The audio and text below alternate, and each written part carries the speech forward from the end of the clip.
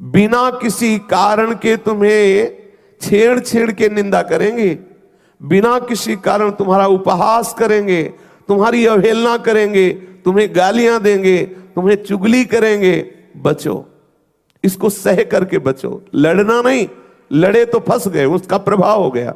वो सामने से कंकड़ मारा, तुम्हें नाराज नहीं होना, सह के बढ़ना। अगर नाराज हो गए तो माया की चाल सफल हो गई। तुम अगर गुस्सा कर दिए, उससे भिड़ गए, तो माया की चाल सफल हो गई। तुम्हें वो परास्त करने के लिए रास्ता खोज लिया ना। बिल्कुल नहीं बोलना। तुम्हें कोई गाली दे, कोई निंदा करे, ये करेंगे। भगवान स्वयं एकादशी स्कंद में कहते हैं, गर्दन पकड़ कर निकाल दे, ऊपर मूत दे, थूक दे, मारे, पीटे, बांधे, सह जाना, बोलना नहीं। अगर ऐसा करोगे तो तुम मेरे परम पद को प्राप्त हो जाओगे। चलना पड़ेगा, ये सहना। सच्ची मानिए, ऐसा वो जो जिस कोटि का होता है उसी कोटि का अनुभव में आता है संसार।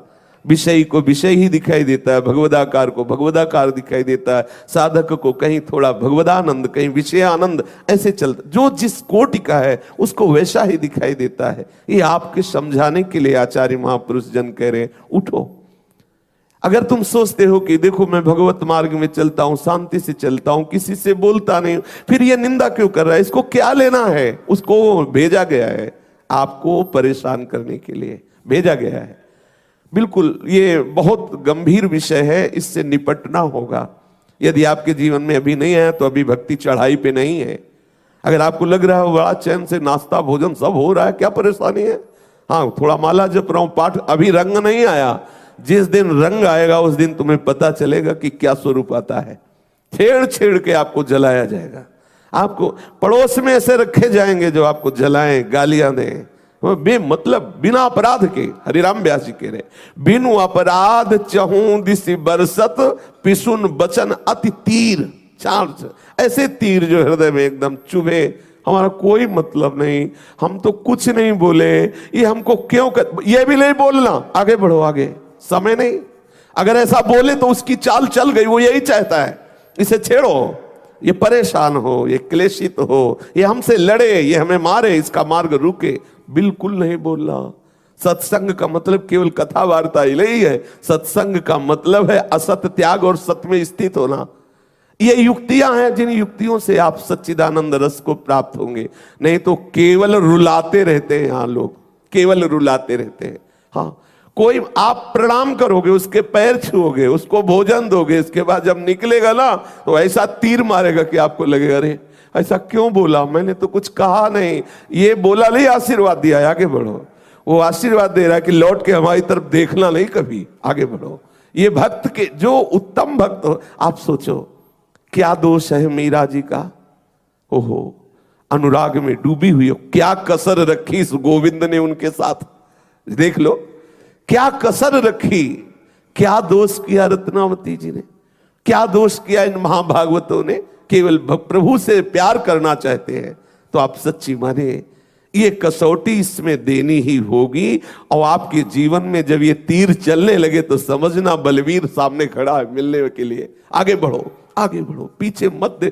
कोई सहयोग देने वाला नहीं, कोई जिनका हम सहयोग लेना चाहते वही हमारे विरोध में खड़े हैं।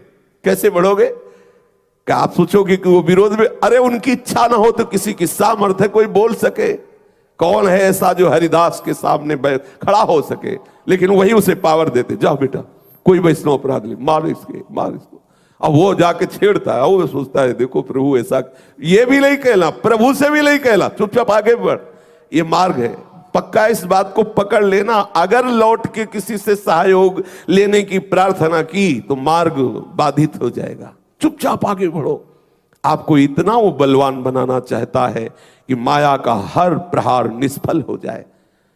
श्री हरिराम व्यास जी कह रहे हैं, इस दुख से तभी निवृत्त होगे जब शरीर संसार का पूर्ण विस्मरण हो जाए, एकमात्र प्रभु के स्मरण में हम डूब जाएं, शरीर की शुद्ध ही न रहे। जब तक ऐसी स्थिति नहीं आएगी तब तक दुख से निपटना बहुत कठिन है। प्रभु के चरणों का आश्रय ले लो और साधु संगति करो, क्योंकि करुणावंत संत महापुरुष जन कैसे दुख से बचा जाता है, वो अपनी वाणी के द्वारा, उन युक्तियों के द्वारा हमें धैर्य बंधाएंगे, हमें इस भव समुद्र से पार करेंगे। कोई कर्म का आश्रय लेकर कर्म बंधन मुक्त नहीं हो सकता। भगवत आश्रित होने पर ही समस्त कटे कर्म बंधन संसारी। वो हमें जन्म मरण का हेतु नाना प्रकार के दुख प्रदान करने वाले जो कर्म है वो नष्ट हो जाते हैं। सन्मुख हो जीव मोहि जबहि जन्म कोटि अघनाशों तबहि। करोड़ों जन्मों के कर्म बंधन प्रभु नष्ट कर देते, फिर और भी आगे हैं करोड़ों के, इसलिए कुछ न कुछ थोड़ा भोगवा कर प्रभु पवित्र करते। पर तुम धैर्यवान बनो। हरिराम व्यास जी कह रहे हैं संतों का संग करो, प्रभु के चरणों की भक्ति करो और भागवत, श्रीमद् भागवत के सिद्धांत को हृदय में धारण करो, तो तुम्हारे अंदर शुद्ध बुद्धि हो जाएगी। तुम सहने योग्य बन जाओगे। सहना पड़ेगा। अगर प्रभु के मार्ग में आओगे तो जलन सहते सहते परम शीतलता में पहुंच जाओगे। अगर इस मार्ग में नहीं आओगे तो जलन सहते सहते महान जलन में पहुंच जाओगे। कहीं विश्राम ही नहीं है। फंस गए हो, भोगना पड़ेगा। दुखालयम अशाश्वतम, ये एक तरह से भौम नरक है।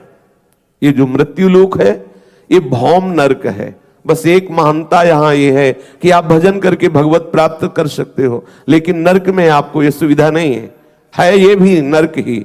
यदि भजन नहीं किया तो जीते जी तुम नरक वास कर रहे हो। देखो कितनी जलन है, काम की, क्रोध की, लोभ की, कैसी कैसी प्रतिकूल परिस्थितियों की। यदि हरि शरण हो तो बस एक महानता इस लोक की यही है कि तुम हरि नाम जप करके हरि आश्रित होकर मुक्त हो सकते हो। बस अगर इससे आप रहित हो तो ये भौम नरक केवल तुम्हें भ्रम से लग रहा है कि हम सुख भोग रहे हैं, जब स्वयं भगवान इसे घोषित किए हैं मृत्यु लोक तो मरोगे, दुखालयम तो दुख भोगोगे, क्योंकि है ही। पर ऐसा माया का भ्रम है कि वो दुख को ही सुख रूप में ऐसी भेजती रहती कि मुझे लगता है ये सुख है, और हम सदैव दुखी बने रहते हैं। हमारे दुख के मिटने का उपाय है संतों का संग, प्रभु के चरणारविंद की भक्ति और श्रीमद् भागवत के सिद्धांत को समझना। जब तक हमारे हृदय में श्रीमद् भगवत गीता, श्रीमद् भागवत के सिद्धांत नहीं, तो हमें धैर्य कौन बंधाएगा? हम किन सिद्धांतों से चल पाएंगे? हम श्रीमद् भागवत, ये समस्त शास्त्रों के रचयिता भगवान व्यास देव जी की अंतिम रचना श्रीमद् भागवत है, पूर्णता है। इसी से उनको विश्राम मिला, हृदय शीतल हुआ कि जन जन का कल्याण करने में ये भागवत समर्थ है। एक ही श्लोक चाहे पढ़ो, लेकिन ध्यान पूर्वक उसका अर्थ पढ़ो, उसका चिंतन करो, उसको जीवन में उतारने की चेष्टा करो, तो आपको धैर्य मिलेगा।